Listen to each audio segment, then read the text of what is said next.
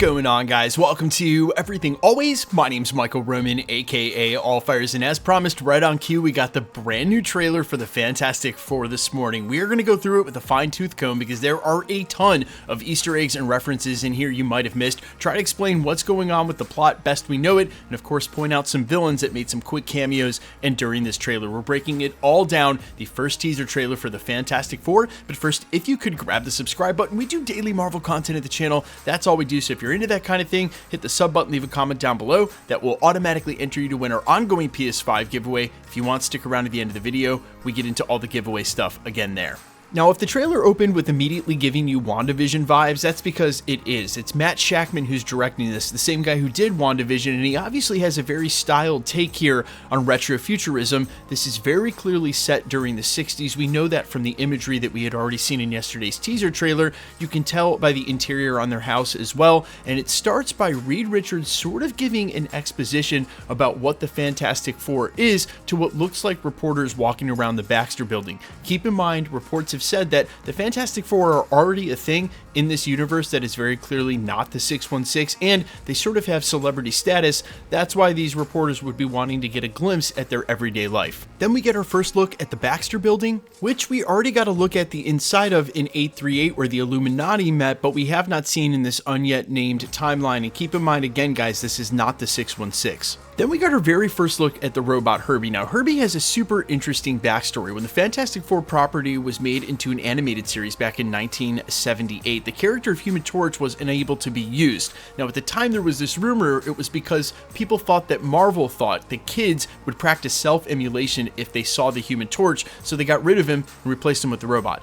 That's just not true. It was an urban myth. What really happened was they had already licensed out the Human Torch, so they needed to replace him with a character. Herby the robot ended up being it. The other really interesting thing about Herby is that the whole reason that Reed Richards created him was in order to help him find Galactus. That's the whole purpose of Herby existing, is to aid in Reed Richards' search for Galactus, which we'll end up seeing at the end of this trailer. Now, I really like the next interlude between Herby and the Thing because they really could show us anything they want out of the film, but again, this movie's all about family, and this is a very family thing where he tastes Herby's sauce, pretends that it's okay, but then starts saying that, he's going to add a couple of ingredients for his own taste. But I just want to take a minute to mention here that the CGI on Thing is absolutely amazing. This was mocap, done the same way that Marvel Studios does mocap on, say, the Hulk, but when you compare this character model to, say, something like maybe Korg or She-Hulk, I think he just looks miles ahead of that. Just my opinion, I think it looks incredible. Also, real quick Easter egg down here in the corner, it says Kaplan's Sal Special, and Jeff Kaplan is the guy who wrote the screenplay for this film. And of course, you get the classic Ben Grimm look. He used to wear a hat and a huge oversized trench coat as to sort of hide his appearance when he was out in public and not superheroing.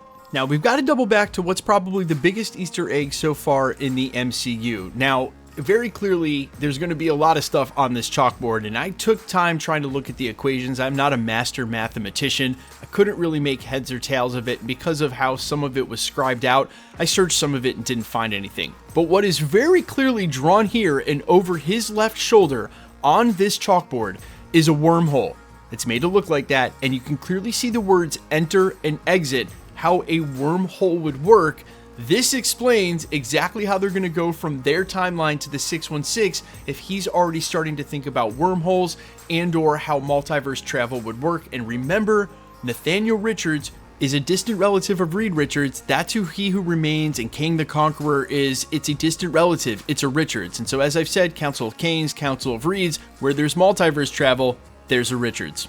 Then we get a beautiful metaphor by Sue Storm after Reed Richards is sort of recounting what happened to them, explaining that basically their superpowers sort of replicate who they were. Ben Grimm was always the rock of the group. Johnny Storm always had a little fire to him.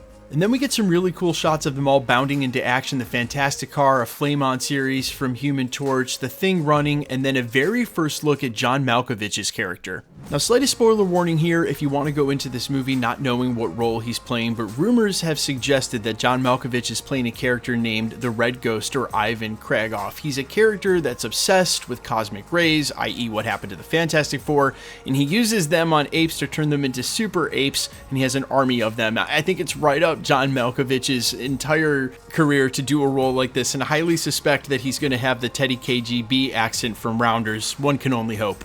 And then we get the money shot of the whole trailer. You see Galactus' shadow encroaching on New York, and then a shot of Galactus from the back of his head looking at the Statue of Liberty. Now, I already saw some comments in a couple of places online talking about the size and perspective here. Guys, Galactus, as part of his power set from the comics, has always been able to infinitely shrink and enlarge himself to quantities and masses unknown. That's been part of how they've sort of shown him in the comics. Sometimes he is smaller and closer to human size.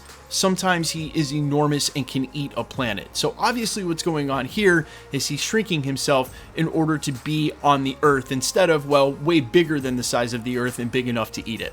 Now, Galactus is one of the best known Marvel characters, definitely one of its biggest villains, and his backstory, while it has changed a couple of times with rewrites, it is very well established on the internet. There are so many videos covering who and what Galactus is. I highly recommend you segue into watching one of them. I know I've got a couple here at the channel.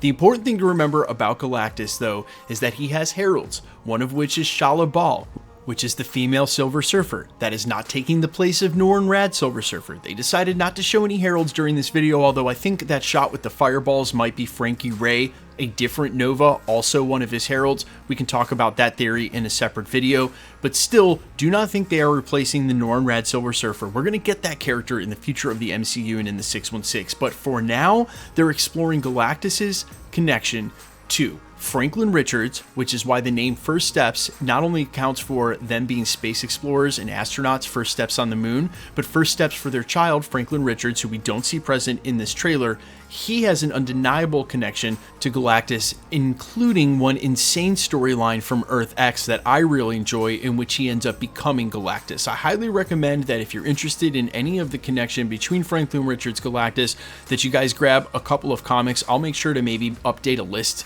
down in the description for what you should read. Earth X is one of them, because even though they haven't clearly stated it, I think there's a lot of things that come into play that could cross over nicely with Secret Wars. Now, all in all, they basically sandbagged this trailer. They did not show us much at all. This is exactly what I expected. But overall, they did give us a look and feel of the film, and quite honestly, guys, I'm for it. I like the idea of them doing something different with the Fantastic Four, not trying to just wedge them in the 616, and it's not too often that we're gonna get stuff that's set in the past, because Marvel Studios, as I've said, has been in for a while trying to avoid the whole prequel thing. But really, I think this movie comes down to two things. Number one, Pedro Pascal is Reed Richards. If he absolutely nails this portrayal, I think it can go a long way. If he falters as Reed Richards, I think it has a possibility of undermining the entire film.